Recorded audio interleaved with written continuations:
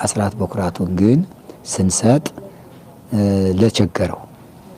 ለተቸገሩ አብያተ ክርስቲያናት በተለይ በገጠሪቱ ኢትዮጵያ ብዙ የቸገራቸው በሙት ልብስ የሚቀድሱ የሙት ልብስ ሲባል ደግሞ የሴቶች ቀሚስ ማለት ነው።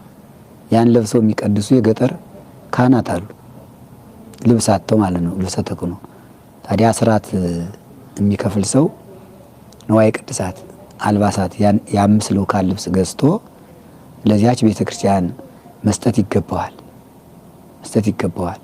ጧፍ አጥተው በእንጨት እያበሩ የሚቀድሱ አሉ። ዕጣንም አጥተው የተቸገሩ በተለይ ዘቢብ አጥተው ለመቀደስ የሚቸገሩ ብዙዎች አሉ። ዕጣን ቤተክርስቲያን ካልታጠነባት ቤተክርስቲያን ምንም በረከት ማግኘት አይቻልም። ስለዚህ ምእመናን ለቤተክርስቲያን ዕጣኑን በመግዛት በገጠር ላሉት አብያተ ክርስቲያናት ማከፋፈል ይገባል።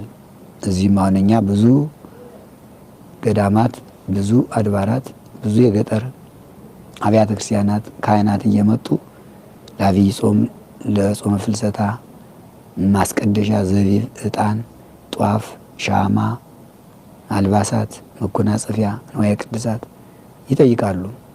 አቅማችን የፈቀደውን እንሰጣቸዋለን እንጂ አስራት በኩራት ማለት ለሁሉም ቤተክርስቲያን እግዚአብሔር ስሙ ለሚጠራበት ቅዱስ ሥጋው ክቡር ደሙ ለሚሰጥበት ቤተክርስቲያን ሁሉ የሚሰጥ እንጂ ግድ ለአንድ ቤተክርስቲያን ብቻ የሚሰጥ ነው አይባልም።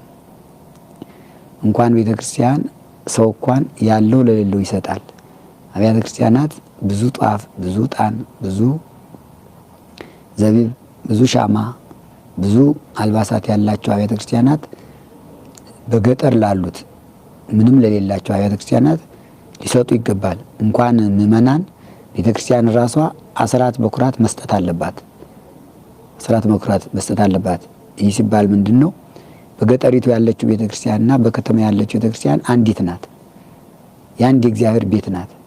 የእግዚአብሔር ቤት ስለሆነች ያላት ቤተክርስቲያን ያላቸው አብያተ ክርስቲያናት ለሌላቸው አብያተ ክርስቲያናት ሊሰጡ ይገባልና እንግዲህ የእመቤታችን የቅድስት ድንግል ማርያም ጽንሰቷ ለኛ የድነት መጀመሪያ መሰረት ነውና በጽንሰቷ በልደቷ ኢያቄምና ሐና ደስ እንዳላቸው ዓለም ሁሉ ደስ ብሎታል። አምላክ ከሷ ተወልዶ ቤዛ ሆኖ መድኃኒት ሆኖ ተሰጥቶናልና ቅዱስ ሥጋውን ክቡር ደሙን ተቀብለን አስራት በኩራት